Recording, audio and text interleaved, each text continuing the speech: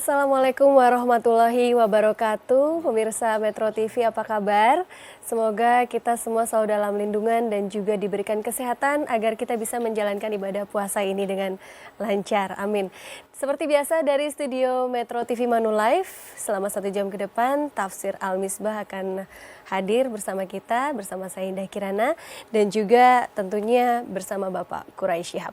Assalamualaikum Pak Quraisy. Waalaikumsalam warahmatullahi. Ya Pak, nanti kita akan lanjutkan dari yang kemarin ya Pak ya. Dan di sini juga sudah hadir di studio bersama kita ada Reza Herlambang. Assalamualaikum. Waalaikumsalam warahmatullahi Sehat ya? wabarakatuh. Alhamdulillah. Kayaknya fit terus nih sekarang. Insya Allah amin, sehat. Sporty sekali. Oke, nanti boleh bertanya langsung pada Pak Quraisy mengenai surat ini. Dan juga pada surat An-Naml ayat 82 hingga 93 ini secara garis besarnya pemirsa tentang hari akhir di mana hari sangkakala ditiupkan serta balasan bagi orang yang ingkar pada ayat Allah dan juga balasan bagi orang yang membawa kebaikan. Dan selanjutnya akan dijelaskan langsung oleh Bapak Quraisy. Bismillahirrahmanirrahim. Kita akan insya Allah mudah-mudahan bisa menyelesaikan suratun Naml dalam episode kita ini. Suratun Naml seringkali sudah berulang-ulang saya katakan antara lain berbicara tentang hari kemudian. Nah, di sini pada akhir surah ini uraiannya tentang apa yang akan terjadi menjelang hari kemudian. Ada tanda-tanda dekatnya hari kiamat. Tanda-tanda itu ada tanda-tanda kecil yang sekarang sudah banyak terjadi, tapi ada tanda-tanda besar. Tanda-tanda kecil itu kedurhakaan, kemerajaannya maksiat, bangunan-bangunan yang tinggi-tinggi, yang itu kan tanda-tanda kecil. Nah, tanda-tanda besar itu antara lain apa yang dibahas di sini, matahari akan terbit dari sebelah barat, bukan dari sebelah timur, akan datang Dajjal, akan datang turun Nabi Isa dan lain-lain sebagainya. Kita bahas ini. Dikatakan di sini ayat 82. A'udzubillahi minasyaitonirrajim. Wa idza waqa'al qawlu 'alaihim akhrajna lahum dabbatan minal ard tukallimuhum anna an-nasa kanu biayatina la yuqinun. Dan apabila telah dekat datangnya ketetapan Allah, datangnya siksa untuk orang-orang ini, datangnya hari kiamat, kami Allah akan menghadirkan buat mereka dabbah dari bumi yang akan menyampaikan, akan berbicara kepada mereka dan itu disebabkan karena mereka itu mengingkari, tidak percaya, tidak yakin menyangkut ayat-ayat kami. Itu lebih kurang terjemahannya. Kita lihat. Nanti di akhir kehidupan dunia ini menjelang hari kiamat akan dikeluarkan dabbah. Dabbah itu kalau dari segi bahasa adalah sesuatu yang bergerak. Allah menjanjikan rezeki bagi semua dabbah. Wa ma min dabbatin fil ard illa 'alallahi rizquha. Siapa yang bergerak, Allah jamin rezekinya asal dia bergerak mencari rezeki. Dabbah bisa manusia, bisa binatang. Tetapi pemakaiannya secara umum adalah binatang yang berkaki 4. Persoalan, apakah kata dabbah ini dalam pengertian hakiki atau pengertian majazi? Kalau saya berkata kursi, apa artinya kursi? Tempat duduk. Tapi kalau pengertian majazi, kedudukan. Satu kata bisa berarti hakiki, bisa berarti majazi. Kalau saya berkata hakiki, memang ada binatang nanti yang akan berbicara. Tapi kalau saya berarti majazi, bisa jadi orang bodoh. Ulama-ulama berbeda pendapat apa yang dimaksud dengan dabbah di sini. Dalam tafsir-tafsir lama, mereka pada umumnya mengartikannya bukan manusia, binatang yang bisa bercakap-cakap. Kita tidak tahu ini apa. Nah, ada lagi yang mengartikannya di sini orang-orang bodoh. Akan merajalela orang-orang bodoh. Bisa jadi juga itu. Tentu yang dimaksud dengan kebodohan di sini adalah bukan dalam arti tidak tahu ilmu atau teknologi, tetapi kebodohan yang dimaksud adalah kebodohan dalam bidang spiritual. Iman. Imannya tidak ada. Oke. Karena itu kita kembali berkata, ayat ini bisa berarti apabila telah datang kepastian tentang hari kiamat, akan ada orang-orang yang bodoh yang akan didatangi atau mendatangi oleh masyarakat. Ketika itu orang-orang itu ketika itu mereka itu datang karena memang orang-orang yang hidup di dunia ini sudah tidak meyakini. Nah, ada juga yang mengartikan daba orang beriman. Jadi bermacam-macam penafsiran tentang daba ini. Ada yang logis, ada yang tidak logis. Saya ingin berkesimpulan begini. Tidak semua apa yang disampaikan oleh ayah dimengerti oleh anak. Tidak semua apa yang disampaikan Tuhan otomatis kita mengerti. Ya. Bisa jadi masih tersembunyi. Biarlah orang yang datang sesudah kita nanti boleh jadi yang akan berkata demikian. Yang jelas itu akan terjadi. Nah, baru selanjutnya, wa yauma nahsyuru min kulli ummatin faujan mimman yukadzibu bi ayatina fahum yuzaun. Nanti suatu ketika hari kiamat itu, kami akan himpun dari setiap umat sekelompok yang besar dari mereka yang mendustakan ayat-ayat kami. Jadi setiap umat itu ada yang beriman, ada yang kafir. Nah, di hari kemudian nanti yang mendustakan ini itu dihimpun tersendiri, baru ditahan, dikelompokkan, ditahan di suatu tempat, menunggu proses yang lebih jauh. Ditahan, diawasi, diperintah, kamu di sini, kamu di sini, kamu di sini. Nah, sampai setelah mereka digiring ke suatu tempat, baru ketika itu mereka ditanyai. Pertanyaannya apa? Apakah kamu mengingkari ayat-ayat kami? Bukankah di dunia sudah ada tanda-tanda kebesaran kami? Apa kamu ingkari itu? Sebenarnya Tuhan Maha tahu. Tetapi terkadang ada pertanyaan untuk mengecam. Satu anak yang durhaka pada ibunya, saya bertanya, kamu mau durhaka pada ibumu? Itu kecaman, ya kan? Kamu lakukan itu. Ini mereka ketika itu dikecam. Apakah kamu mendustakan ayat-ayat kami tanpa ada pengetahuanmu menyangkut ayat-ayat itu? Nah, sekarang begini, kita lihat ini maknanya. Anda jangan menolak sesuatu kalau Anda tidak tahu. Jangan membenarkan sesuatu kalau Anda tidak tahu. Jangan berkata ini salah. Jangan berkata ini benar. Diam.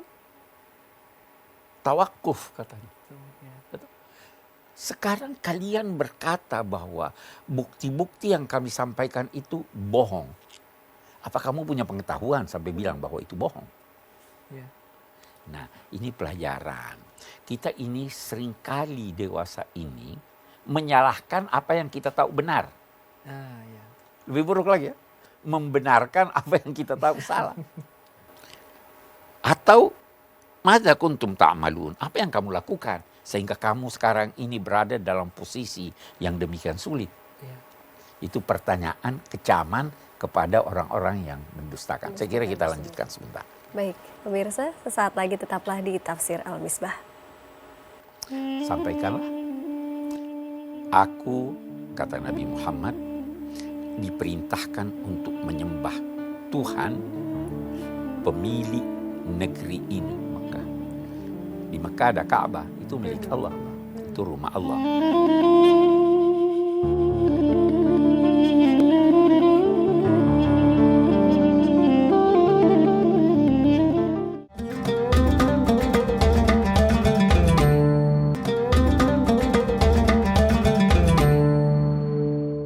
kita masih membahas surat An-Naml ayat 82 hingga 93. Tadi sudah sampai di 86 ya Pak Quraisy. Silahkan dilanjutkan Pak. Baik. Jadi mereka ditanya, apa yang terjadi? Kamu mengingkari itu karena punya pengetahuan. Ya. Tahu sampai kamu ingkar. Kamu tidak tahu, jangan berbicara. Nah, maka dijatuhkanlah siksa terhadap mereka. Dan ketika itu fahum la yantiqun, mereka tidak bisa ngomong. Sudah tidak ada alasan. Mau bilang apa? Bungkam. Baru Allah kembali berkata, tidakkah mereka memperhatikan bagaimana kuasa kami? Kami menjadikan malam itu gelap supaya manusia bisa beristirahat ketika itu. Kami jadikan siang itu terang benderang supaya manusia bisa bekerja, beraktivitas. Itu adalah sebahagian dari tanda-tanda kebesaran Allah yang bermanfaat untuk orang-orang yang mau percaya. Kalau tidak mau percaya tidak bermanfaat. Memang malam itu bisa memberikan ketenangan kepada kita. Bukan hanya melalui tidur, tetapi berzikir di waktu malam pun itu lebih tenang ketimbang di siang hari. Okay. Baru dia katakan, wa yauma yunfakhu fis-sur. Nanti suatu ketika akan ditiup sangkakala. Fa fazi'a man fis samawati wa man fil ard. Maka semua apa yang di langit dan yang di bumi merasa takut. Semua takut. Tapi dia katakan illa man sya Allah, kecuali siapa yang dikehendaki Allah. Jadi ada manusia-manusia, ada makhluk-makhluk yang tidak akan merasa takut ketika itu. Ada. Nanti di ayat lain ada disebutkan bahwa ada orang-orang yang melaksanakan kebajikan itu tidak akan merasa takut dan tidak akan mendengarkan desirnya api neraka. Orang yang dekat pada Tuhan seperti itu keadaannya, tidak mendengar, jadi dia terbebaskan dari rasa takut. Kalau yang lainnya itu digambarkan sedemikian takut orang, Anda melihatnya bagaikan orang-orang mabuk, linglung, tidak tahu arah, yang menyusukan, mengabaikan anaknya, yang hamil keguguran. Masya Allah. Takut, semua takut. Panik semua. Panik. Tapi ada orang-orang yang terlindungi dari itu. Min faza'i yauma izin aminun. Rasa tenang dan bahagia. Baru dia sebut lagi kuasa Allah. Wa taral jibala tahsabuha jamida wa hiya tamurru marras sahab. Kamu melihat gunung. Anda kira gunung itu tetap? Diam. Dan itu penelitian membuktikan itu. Sekarang ini Jazirah Arabia mendekat ke Iran. Sekarang ini lempeng yang ada di Australia mengarah ke utara kepada kita. Ini bisa terdampak. Perjalanannya setiap hari, setiap tahun kira-kira 1 cm. Dulu Jazirah Arabia itu bergabung dengan Afrika. Lepas timbul Laut Merah. Siapa? Dulu orang tahu ini. Tidak tahu. Nabi Muhammad menyampaikan melalui Al-Quran. Karena Allah yang menyampaikan. Baru sekarang kita tahu, oh itu benar. Kamu lihat gunung itu bergerak. Itu kuasa Allah yang mengatur. Allah yang menjadikan bumi ini Anda rasakan, tidak rasakan pergerakannya. Iya. Rasa pergerakannya bumi. Tapi bergerak dia kan. Berputar terus nih bumi. Kalau hati Anda bergejolak, bimbang dan ini. Apa yang bisa menjadikannya tenang Anda tidak merasakan gejolak itu?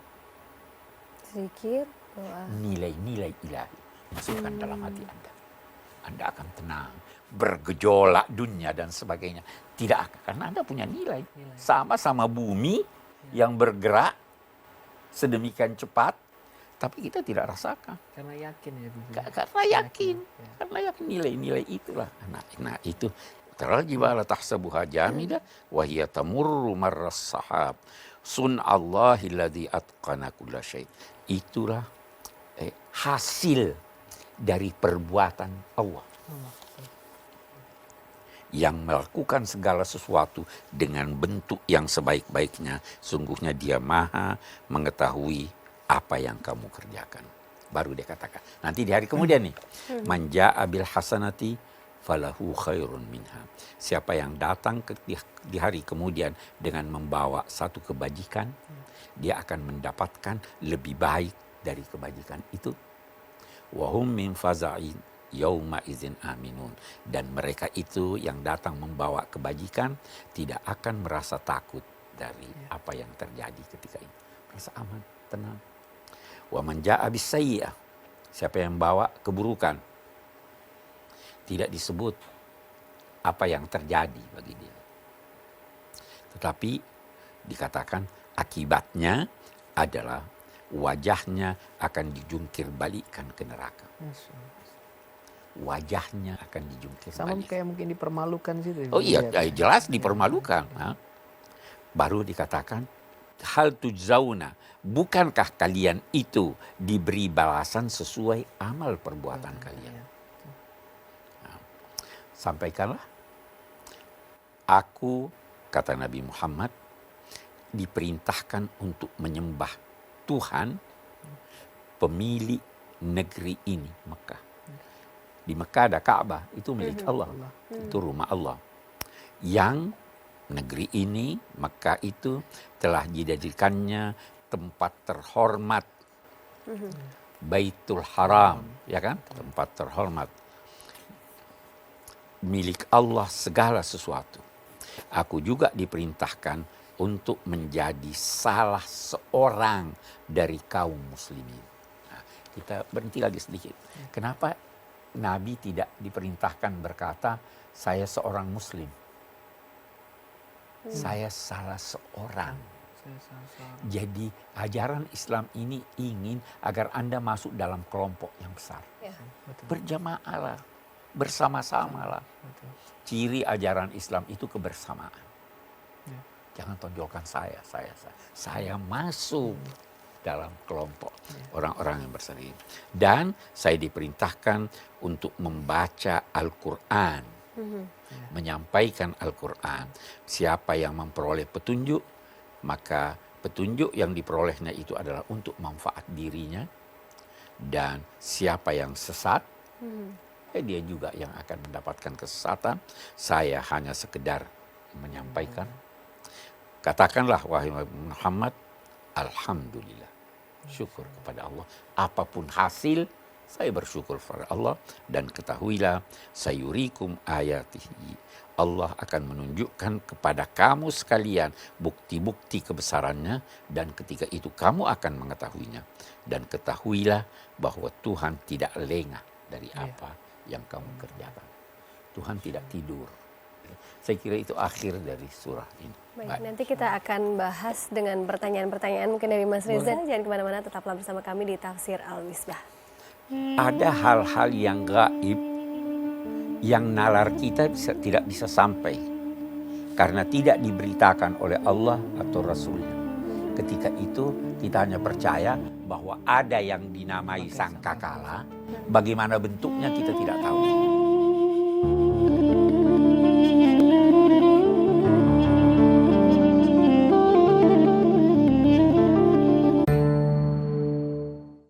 Ya, Anda masih menyaksikan Tafsir Al-Misbah dari studio Metro TV Manulife dan kita masih membahas mengenai tanda-tanda hari kiamat.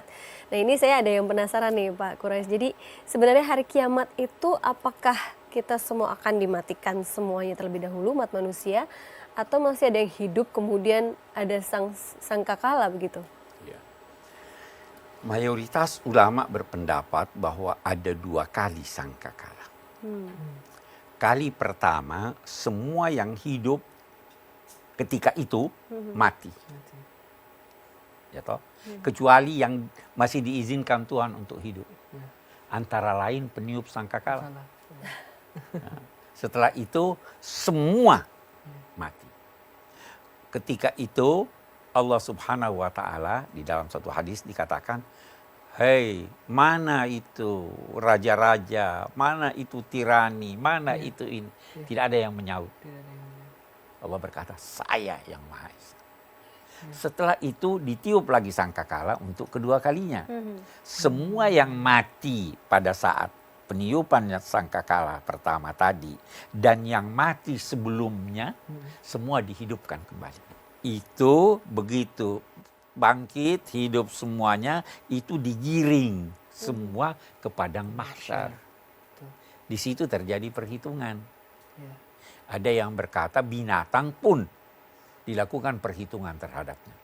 Tetapi ada yang berkata hanya manusia dan jin. Saya tidak tahu apakah ini betul ada di hadis atau bagaimana, ingin membenarkan bahwa ada orang tua atau guru-guru sering berbicara selagi masih ada satu ulama atau manusia yang menyembah Allah, maka kiamat akan ditunda sama Allah. Nah itu kadang kan kita suka mendengar pada saat kita kecil atau bagaimana. Penerapannya secara itunya bagaimana, Bib?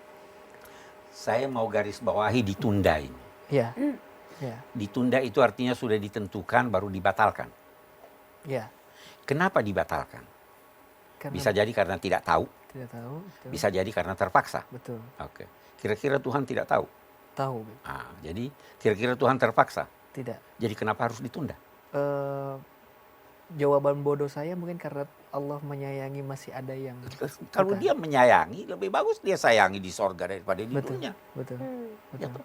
Jadi tidak ada istilah ditunda. Sudah ditetapkan Sudah begini ditetapkan. dan itu pasti terjadi pada waktu yang ditetapkan Tentu, Allah. tepat. Betul. Kalau usia barangkali dia bisa tunda. Ya, Orang yang bersilaturahim diperpanjang usianya. Orang yang berdoa bisa jadi diperpanjang usianya oleh Allah. Iya, Ya kan? betul. Tapi kalau kiamat, sudah pasti itu. ini sudah tanggal sekian, jam sekian, Sekian. hari sekian, menit sekian. Karena dia datang tiba-tiba. Itu hemat saya. Iya. Nggak tahu yang lain pendapat saya nggak tahu. Baik, ini ada satu lagi pemirsa yang ingin bertanya. Kita simak dulu pertanyaannya. Ini dia. Assalamualaikum warahmatullahi wabarakatuh, Pak Qurais. Nama saya Rahmat Fahri Aditya. Beberapa waktu lalu telah terjadi tiupan sangkakala. Apa sebenarnya tiupan sangkakala dan apa yang akan terjadi ketika tiupan sangkakala itu akan datang, serta apa ciri-ciri yang akan terjadi ketika tiupan sangkakala itu datang. Terima kasih. Wassalamualaikum warahmatullahi wabarakatuh. Sangkakala. Kita tidak tahu ciri-cirinya. Ulama berkata bisa jadi sangkakala itu ada bentuknya. Bentuknya. Betul. Bisa jadi juga itu dalam pengertian metafor. Ini bahwa ada waktu yang ditetapkan Allah. Bisa jadi benar-benar trompet, sangkakala kan itu trompet. Bagaimana bentuknya? Oh besar ini kita tidak tahu. Ada hal-hal yang gaib yang nalar kita tidak bisa sampai karena tidak diberitakan oleh Allah atau Rasulnya. Ketika itu kita hanya percaya bahwa ada yang dinamai sangkakala. Bagaimana bentuknya kita tidak tahu. Bahwa apabila sangkakala pertama berbunyi, semua yang hidup akan mati. Apabila sangkakala kedua berbunyi, maka Dihidupkan semua kembali. akan dihidup. Itu aja yang kita ketahui. Ada orang menduga baru-baru ini sudah tertiup sangkakala. Ya. Ya, karena ada video-video Iya, yang yang ada bunyi-bunyi suaranya itu ya. dari langit, Sekarang begitu. begini, kalau tertiup sangkakala, sudah mati kita semua. Kita nih yang insya Allah kita beriman lah ya dengan adanya bukti-bukti seperti itu, video, kemudian kejadian-kejadian di sawah ada tulisan Allah atau banyak sekali kan seperti itu. Nah, kita harus menyikapi seperti apa, Pak? Kritis, Anda harus kritis. Lihat apa ini sesuai dengan tuntunan agama atau tidak. Betul. Semua yang sampai kepada kita yang tidak ada keterangannya melalui ajaran agama atau melalui ilmu yang pasti, kita harus kritis, kita harus tolak. Melalui ilmu pun belum tentu itu benar. Betul. Karena ilmu relatif. Betul. Ya kan? Betul. Jadi bidang agama itu beda dengan bidang ilmu. Mungkin kalau saya boleh itu intinya mungkin kita harus percaya ketika memang Allah bisa melakukan apapun. Apapun dia bisa. Tapi yang penting kita tidak mempercayai dalam kadang kan cincin ada tulisan Allahnya berarti kita tahu ya seandainya pun itu betul inilah kuasanya Allah. Iya. Tapi kan kadang orang justru balik ke cincinnya ya Bib. bukan iya. bukan ke logika bahwa oh ya inilah kuasa Allah malah Bisa ke nggak kita cincinnya. jadikan itu suatu peringatan gitu? Bisa jadikan peringatan, tetapi hati-hati. Anda bisa jadikan suatu peristiwa menarik dari sana suatu pelajaran. Tapi belum tentu peristiwanya itu benar atau tidak. Betul. Paling tidak kita berkata Tuhan Maha Kuasa. Kalau itu tidak bertentangan dengan ajaran agama atau tidak bertentangan dengan logika, bisa saja terjadi. Karena yang mustahil itu ada dua macam. Ada mustahil menurut akal, ada mustahil menurut kebiasaan. Iya. Ya kan? Di bawah gedung ini ada minyak. Mustahil atau tidak? Dia mustahil menurut kebiasaan. Betul. Menurut akal Bisa saja. bisa saja. Ya toh? Nah, tapi kalau saya berkata 1 + 1 3, Tapi mustahil itu. mustahil menurut akal. Akal. Yang mustahil menurut kebiasaan kita hati-hati. Hati. Betul. Yang mustahil menurut akal kita tolak. Tidak Ya, mungkin. ya. Dan pemirsa, tetaplah bersama kami di Tafsir Al-Misbah. Semua manusia punya potensi untuk tergoda. Dia harus punya benteng. Nah, bentengnya itu harus Allah yang dia jadikan benteng.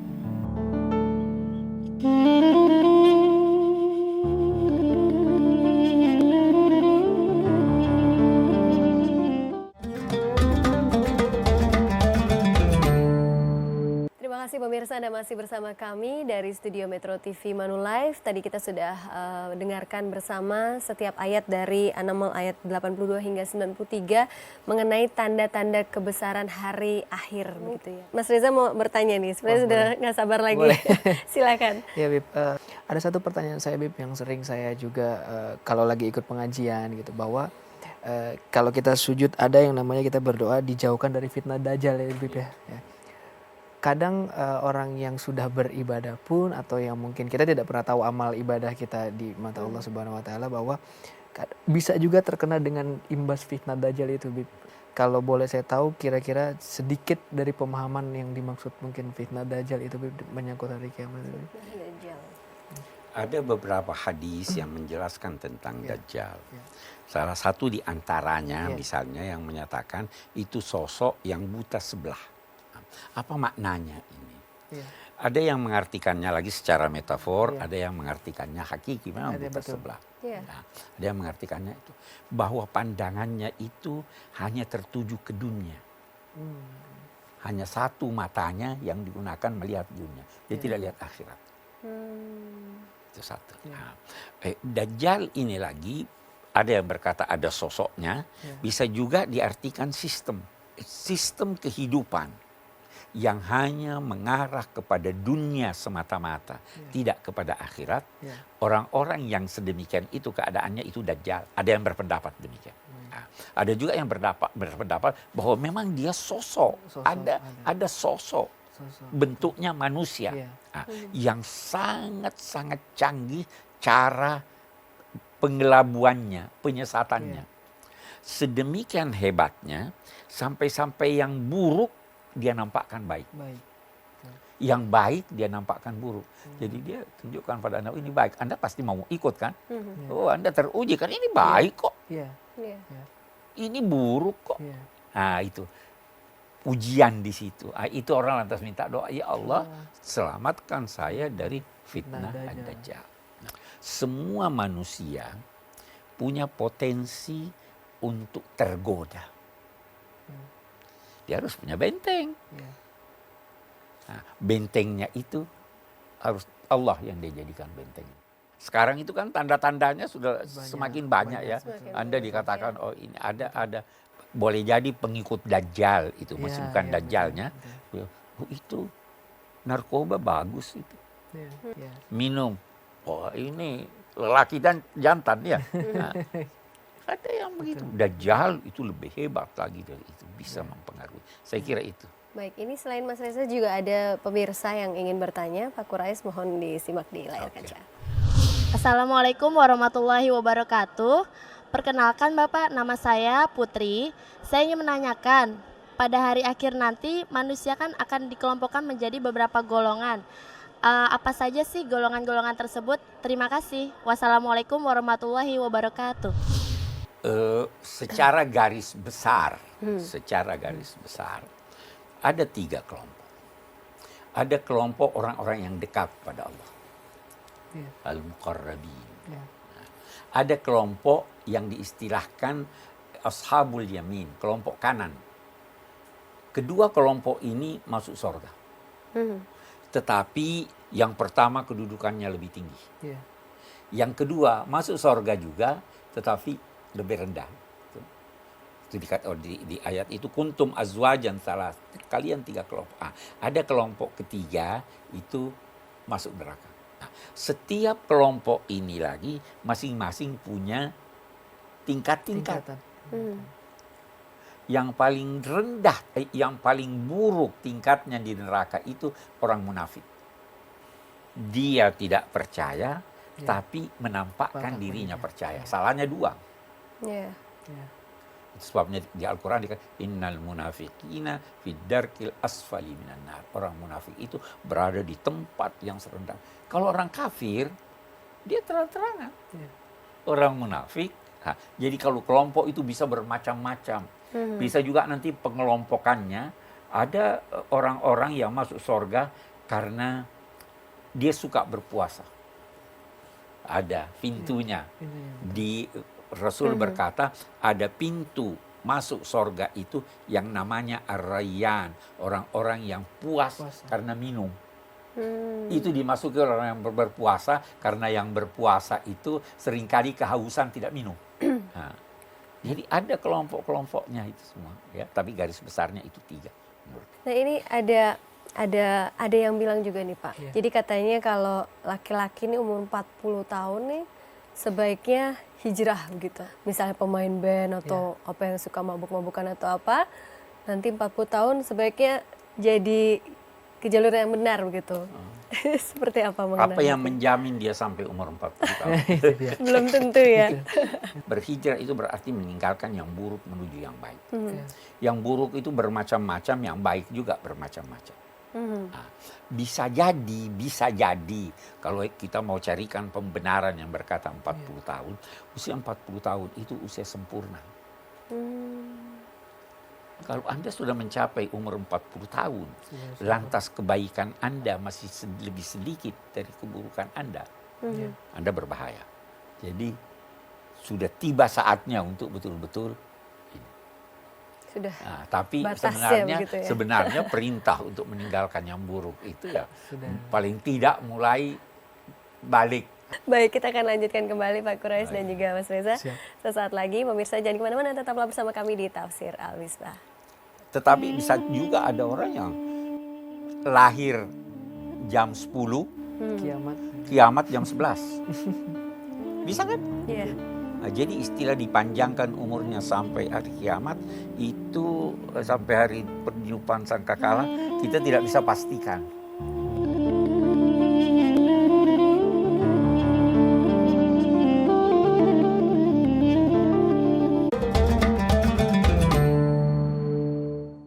Dari studio Metro TV Manulife kita telah sampai di segmen akhir dari Tafsir Al-Misbah dan Bapak mungkin ini ayat surat An-Naml 82 sampai 93 ini kan tentang tanda-tanda kebesarannya. Nah, ini ada nggak sih sebenarnya yang dipanjangkan umurnya hingga hari kiamat itu datang? Rata-rata umur manusia berapa? 100 kayak sudah maksimal ya. Nah, katakanlah umur rata-rata sekarang katakanlah 70 tahun. 70 tahun. Katakanlah ada orang yang sampai 100 tahun. Iya. Katakanlah ada orang yang sampai 150 tahun, ya toh. Tetapi bisa juga ada orang yang lahir jam 10, kiamat jam 11. Bisa kan? Iya. Nah, jadi istilah dipanjangkan umurnya sampai hari kiamat itu sampai hari peniupan sangkakala kita tidak bisa pastikan. Ya kan? Tergantung lah, nanti kita tidak tahu. Yang jelas ada hari sangkakala, siapapun yang hidup mati. Bisa jadi kalau usianya ditetapkan Tuhan sampai di sini, dia yang dapat itu. Iya. Walaupun tidak dipanjangkan usianya. Ya kan? Seperti itu ya. Mas Reza mungkin ada pertanyaan lagi nih. Iya nih, satu lagi nih Bib. Sebelum buat kita pasti kalau dinamakan, mungkin untuk semua yang nonton juga, bahwa ketika nanti kita selamat dalam hari kiamat atau hari akhir pastinya dengan amal yang kita bawa. Ada doa khusus nggak Bib untuk kita selagi masih di dunia ini dalam ketika kita sholat meminta sama Allah semoga kita tergolong dalam sekelompok orang tadi, mudah-mudahan kita bisa terselamatkan dalam hari kiamat. Banyak sekali doa-doa Ya. itu. Misalnya itu di akhir suratil Furqan. Rabbana hablana min azwajina wa dzurriyyatina qurrata a'yun waj'alna lil muttaqina imama. Jadikan kami pemimpin orang-orang yang bertakwa.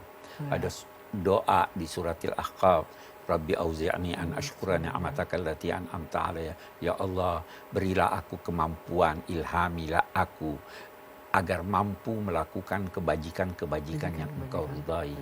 Dan berilah aku kemampuan mensyukuri kedua orang tuaku yang telah mendidik aku. Berilah aku kemampuan sehingga dapat menggunakan semua potensi yang Engkau anugerahkan kepadaku untuk melakukan kebajikan. Dan jadikanlah anak keturunanku anak-anak yang soleh. Ya. Itu doa-doa yang diajarkan. Dan doa itu punya peranan. Paling tidak, jika Anda sering membaca doa-doa semacam itu akan berbekas di hati Anda. Betul. Waktu dulu, saya nggak tahu sekarang. Biasa kita disuruh tulis, kalau di strap Iya, betul. ditulis Iya, ya. ditulis. Saya suruh, itu untuk Faktor mengingat. mensugestikan ke Betul. dalam hati tentang sesuatu. Jadi doa itu punya peranan yang besar. Saya kira itu. Dan Pak Quraish mungkin telah sampai di Kesimpulan ya. panggilan ketiga. Kiamat mempunyai tanda-tanda kecil dan besar. Salah satu tanda yang besar adalah yang disebut oleh ayat 82 tadi. Tapi berbeda-beda pendapat ulama tentang maksud ayat tersebut. Ada yang berkata memang binatang, ada yang berkata metafor. Yang paling kalau yang saya anut, serahkan saja sama Tuhan. Yang jelas itu pasti akan ada. Itu satu. Yang kedua,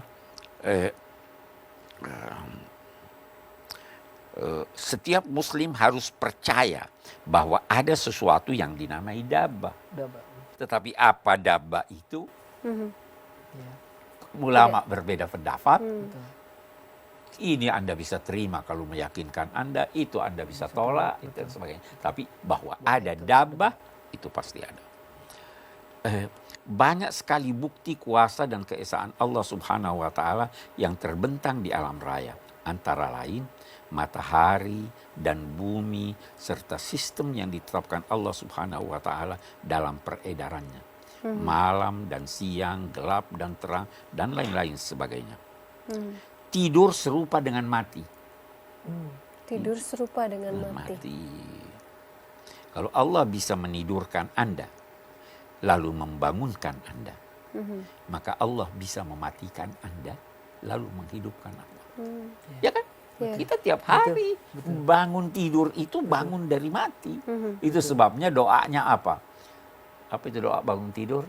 Alhamdulillahilladzi ahyani ba'dama amatani. Tidur sama dengan mati.